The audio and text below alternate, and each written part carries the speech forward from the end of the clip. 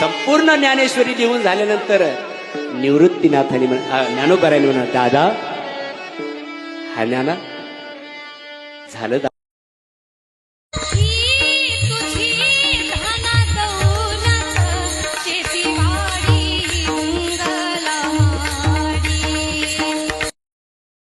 ज्ञानियांचं ज्ञानियत Dnyanobaray.